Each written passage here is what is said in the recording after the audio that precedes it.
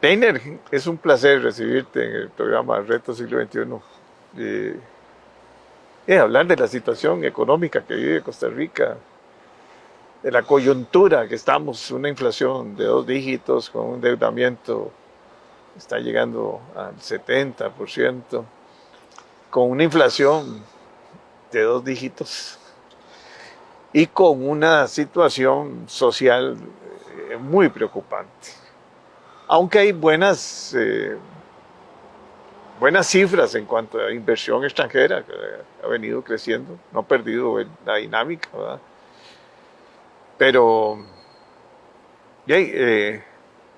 ahora estaba conversando con otro economista y las medidas que toma el Banco Central van a repercutir dentro de unos 6 meses. O sea, va a subir el costo de los recursos, ¿verdad? Tanto en colones como en dólares. La tasa de política monetaria la aumentaron. Estados Unidos no sé si la van a frenar, eso todavía no hay claridad del FED, ¿verdad? Pero la, y eso lo veo uno en el presupuesto de uno, ¿verdad? Sí, O claro. sea, le sube el costo del servicio para pagar la casa, para pagar el carro, eh, y el salario no crece, ni se puede eh, ni se puede aumentar porque es muy peligroso, ¿verdad? De comenzar a tocar salarios, pero bueno, con una regla fiscal que es un freno, ¿verdad? No sé si va a poder sostenerse, ¿verdad? Bueno, hablemos. Usted es el economista, yo soy Bueno, un analista. esta es una situación, Jorge, bueno, eso es también, digamos, colega en estos temas. Primero agradecerte por la invitación, un No, para honor mí es un estar en tu honor. programa y por supuesto que a quienes nos escuchan, pues un saludo cordial. Podría empezar con que estos son momentos muy turbulentos en la economía global y nosotros pasamos de ser una economía local, hicimos un salto en los últimos 30 años de integración al mundo y ese salto de integración al mundo nos hace ser hoy muchísimo más interdependientes de lo que sucede en los mercados globales, de lo que sucede en la economía global. Eh, en todos los aspectos de la vida, no solamente por la integración de la tecnología, la internet, la integración de los mercados financieros, la integración de nuestro mundo comercial, la dinámica de nuestra economía en función de cómo se mueve el turismo, cómo se mueve la inversión extranjera directa. Y, y bueno, tenemos esta dicotomía que se nos ha puesto en los últimos años más compleja entre la Costa Rica y la Costa Pobre. La Costa Rica integrada de manera muy directa a todas esas cadenas de valor globales, en las zonas francas, en los grandes conglomerados industriales. De alto valor agregado. Y por supuesto, altísimo valor y además con un éxito Impresionante, sí. rotundo, impresionante. El sector servicios tecnológicos, el sector de medicina, médico, todo lo que es instrumentos médicos, aparatos médicos, los sectores de TI ahora en el mundo digital, ¿verdad? Tenemos una gran cantidad de emprendimientos en estos ámbitos. Y tenemos lo malo, lo bueno y lo feo de esta economía global, porque tenemos también gente que se quedó rezagada, algunos de la década de los 80 todavía, que no han podido reponerse y que hoy están viviendo su vejez en condiciones casi que paupérrimas. Otros que no pudieron educarse o no se pudieron montar en el tren de la formación profesional adecuada y hoy están viviendo en el sector servicios informal, más de 1 millón de personas en el mundo informal, y eso nos habla de una Costa Rica con grandes debilidades, muy cercana a ser pobre o pobre, ¿ah? Y en las condiciones post pandemia y con la inflación al 10% y con el desempleo estructural 12 y medio, y con el desempleo y la informalidad tan alta, estamos hablando de que Costa Rica podría perfectamente sorprendernos en esta última encuesta de hogares y llegar a tener un 30 o un 32% de personas en pobreza. Eso es una tragedia. Eso es una tragedia porque además ensancha la brecha social, ensancha la desigualdad del ingreso, algo de lo que aprendíamos allá en los 80s, cuando por lo menos en el caso mío me formaba como socialdemócrata, era, digamos, el principal tema a cubrir, a cerrar esa brecha para lograr, digamos, que la sociedad... Pero no hicimos la tarea total. No la hicimos tan bien, la hicimos bien en algunos aspectos, logramos modernizar la economía y no depender solo de mercado común centroamericano. Somos una economía muy resiliente desde el punto de vista macroeconómico. Sí. Aún hoy algunos me dicen, mira, estos vaivenes de corto plazo, el tipo de cambio, ¿por qué sube? ¿Por qué volvió a bajar? Bueno, esas son cosas que en esta macroeconomía de hoy, ¿verdad?, las podemos hacer, y jamás en los años 80, ¿verdad?, se pudo haber hecho porque nuestro Producto Interno Bruto era basado en 10 actividades. Hoy tenemos más de 4.500 productos de exportación, una economía tremendamente 160 países. Diversificada en países, en fronteras, en mercados. Sí, pero no puntualizamos bien. Vamos a ver. Yo creo que yo fui un gran actor en los 80. Bueno, un gran actor, digo yo. Fuiste ministro, tuviste un gran... estuve en la Cámara de Industrias, sí. Me tocó la formación de CINDE, ¿verdad? El cambio básicamente de modelo, porque dependíamos, era el mercado común centroamericano, nuestras exportaciones eran, la mayoría eran productos agrícolas. Yo recuerdo ir a visitar países en el Caribe para ver si exportábamos abrir fronteras. Abrir fronteras con el Gallito y con otros industriales, ¿verdad? Así es. Pero era... y ahí se fortaleció todo el comercio exterior, que yo creo que es una de las grandes fortalezas. La gran debilidad para mí fue el problema... No invertimos bien en educación. O sea, la tragedia nuestra, ahí perdimos... en esa tragedia de la economía en los 80, ¿verdad? Hay una serie de elementos de factores. Nosotros pensamos que invertir en educación era gastar en educación. No, Dios. Invertir en educación va más allá de gastar en educación. Yo que me formé en los últimos 20 años, todo en los países nórdicos, mi doctorado fue en Dinamarca, pero estuve, digamos, viajando y viviendo ese periodo entre las comunidades no sé... De ver otros modelos. Sí, viendo otros modelos, y con mi esposa, mis hijos tuvieron la oportunidad de interactuar con el sistema educativo por lo menos un par de años. No, todavía estás en el sistema educativo. Y efectivamente, bueno, yo no que salí de la universidad, pero lo que te quiero decir es que nosotros, digamos, perdimos la esencia de la institucionalidad pública, la perdimos en ese avatar por integrarnos al mundo, y entonces empezamos a llenar de instituciones al Estado, ¿verdad? Tratando de ir como llenando huecos, tapando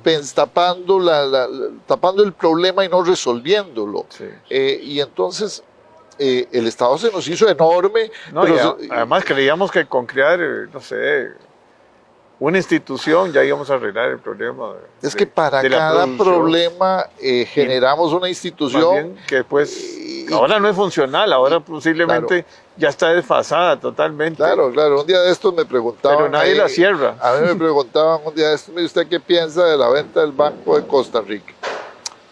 Y es un tema muy polémico, porque claro, hay personas y hay intereses y hay grupos que están aquí y allá. 175 años tiene. Por supuesto, pero la pregunta no es esa. La No, pregunta es, ¿qué se necesita. funcionalidad tiene para la sociedad del siglo XXI? Tu programa se llama así, ¿verdad? Sí. Para la sociedad del siglo XXI, esa institucionalidad. Es decir, ¿tiene sentido lo que hace el Banco de Costa Rica hoy como banco público para la sociedad del siglo XXI o no tiene sentido? Y si llegas a la conclusión de que tiene sentido, ¿qué cosas hay que hacerle? ¿Qué modernidad requerimos? Ahora, si llegamos a la conclusión de que no tiene sentido, yo soy mucho más pragmático y decir, bueno, ok, entonces vendámoslo lo suficientemente caro y en el momento antes de que deje de valer.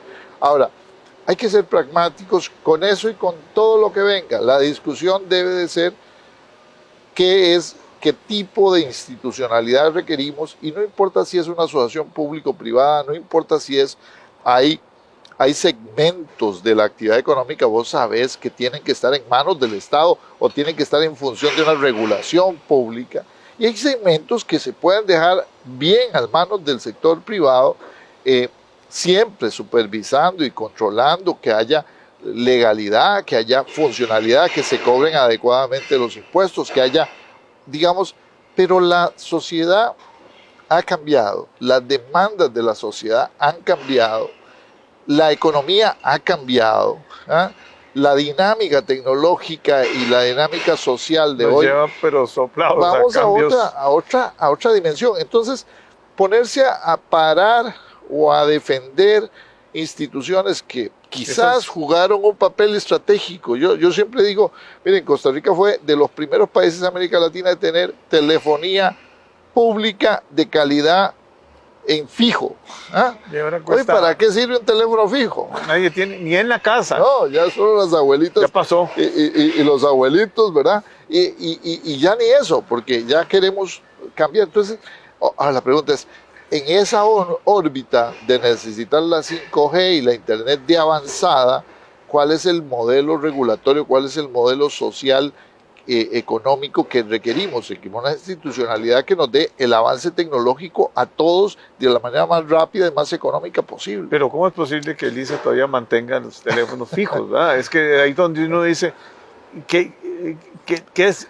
Es más, los aparatos ya no sirven. ¿Cómo es posible que para abrir una cuenta en un banco usted tenga que ir a llenar 20 papeles en la oficina del escritorio? Si hoy con una fintech usted puede tener un banco a disposición, un banco global, con un ID, con una llamada por Zoom o por teléfono, usted puede tener y te abrieron una cuenta en cualquier banco. Yo tengo, digamos, lo puedo decir con toda confianza, tengo 3 o 4 cuentas fuera de Costa Rica que son muy funcionales, con una tarjeta Visa, con una tarjeta integrada al mundo de las cripto, sin ningún problema. Entonces, vamos a ver, cuando nosotros... Vamos a ver, y 125 sucursales tiene el Banco de Costa Rica. Claro. O sea, vamos a ver, entre el Banco Nacional, Banco de Costa Rica, bueno, los antiguos bancos anglos y el Crédito Agrícola, Banco Popular. O sea, ¿para qué necesitas esa cantidad? Hoy se ocupa un edificio de un banco en el último de nuestros distritos, en el más lejano. Lo que se ocupa es tecnología, conocimiento, seguridad, se ocupa una adecuada supervisión financiera, pero nada más, porque la tecnología nos permite hoy. Mire, yo gozaba porque hay veces me ponen a comparar lo que sucedió en El Salvador con la legalización del Bitcoin. Salvador ingresó 2 millones de personas con la billetera Chivo al sistema financiero. 2 millones de salvadoreños que nunca en su vida habían participado de una cuenta corriente, una cuenta en un banco.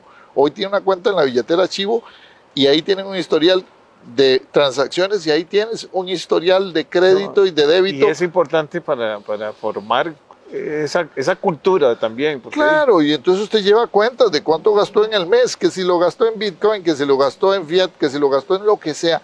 Yo creo que los costarricenses y los seres humanos de este planeta del siglo XXI tenemos la bondad de ver esa revolución tecnológica, Jorge, y entonces por lo menos yo como economista y analista y profesor, yo soy mucho más pragmático, ¿ah? Y menos ideológico. Sigo siendo una persona muy arraigada en mis principios sociales, en la defensa de lo que hay que hacer por la sociedad, pero no podemos seguir pensando que las soluciones son las gastadas instituciones del pasado. Sí.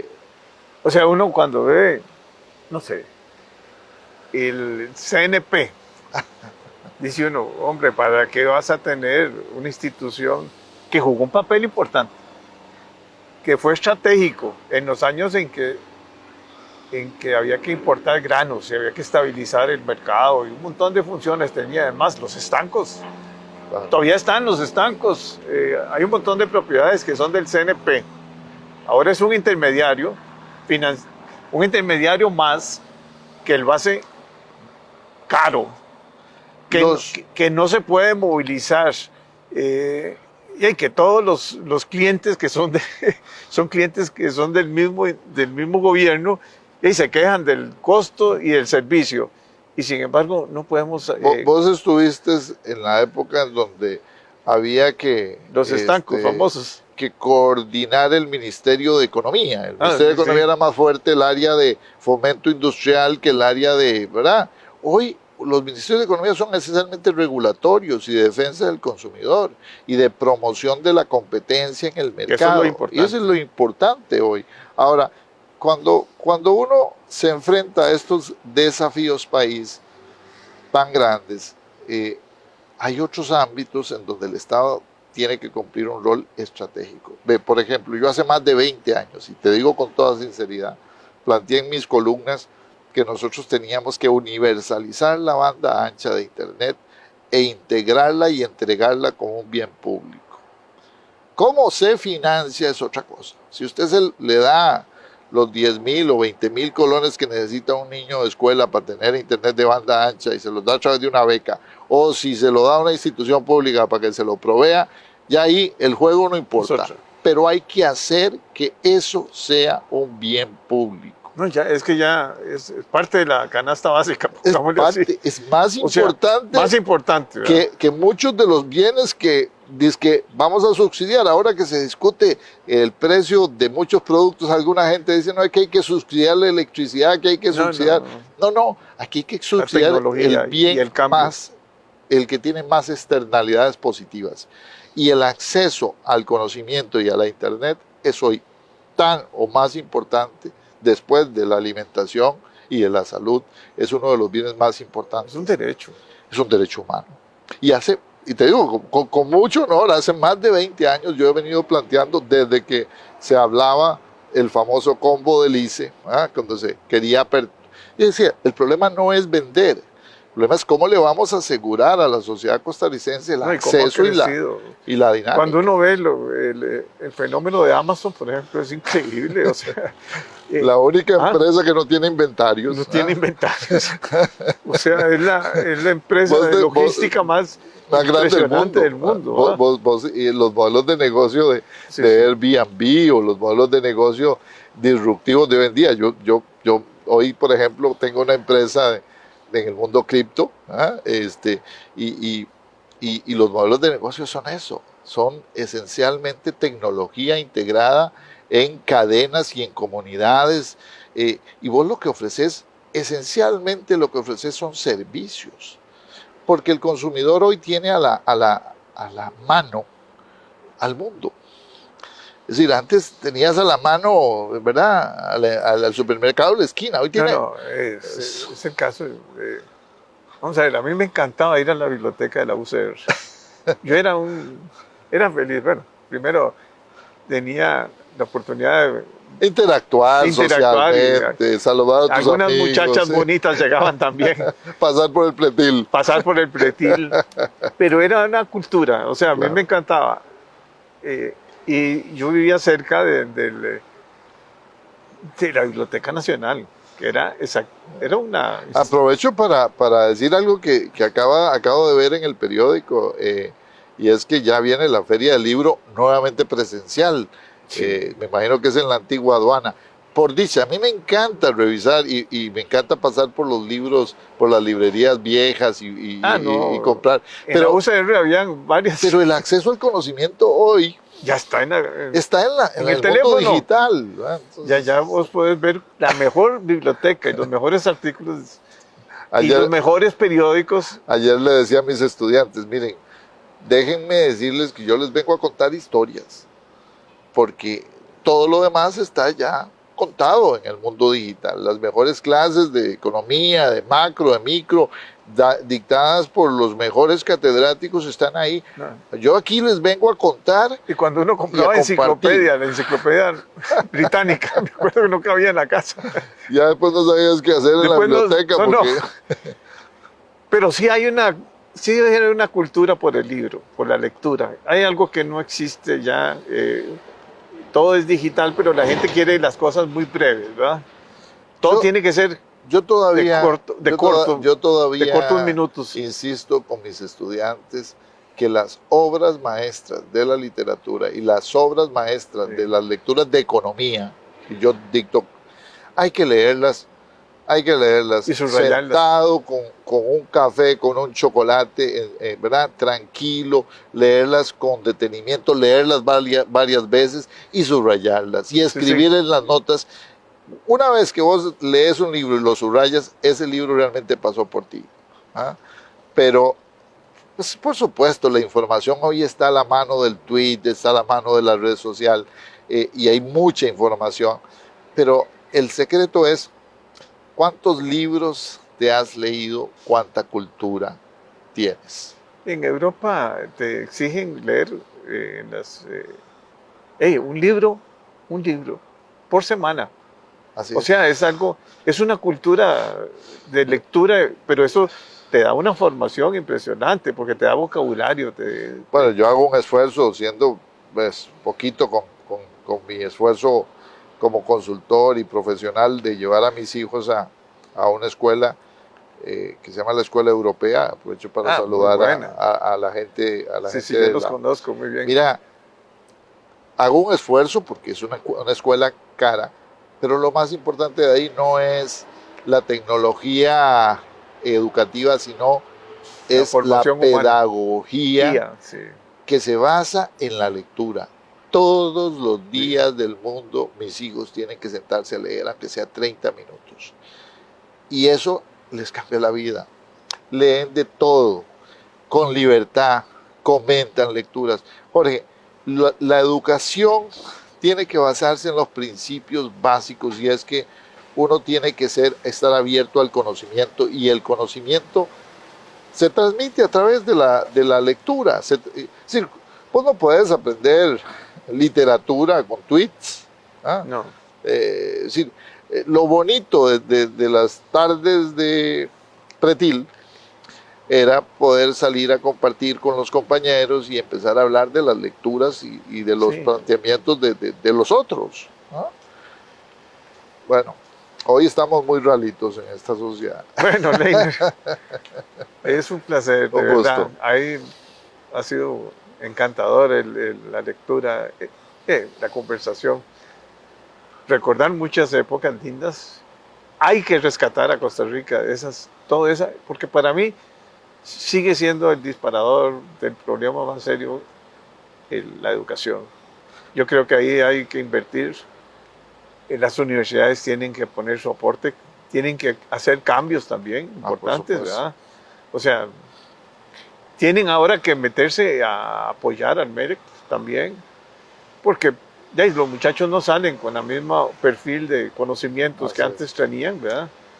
Y eso, hay un desgaste para ustedes que son los educadores.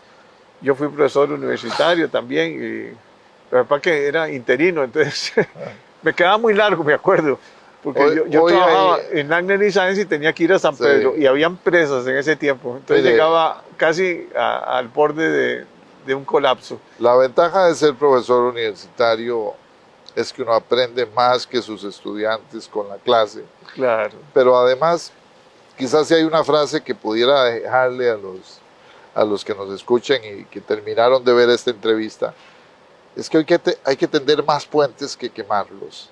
Hay que construir más puentes y no cerrarnos a la interacción social. Si queremos sacar este país adelante, tenemos que escucharnos, tender puentes y construir juntos la sociedad del siglo XXI. Muchas gracias, Leiner. Un gusto. Encantado. Un placer. Fue un placer.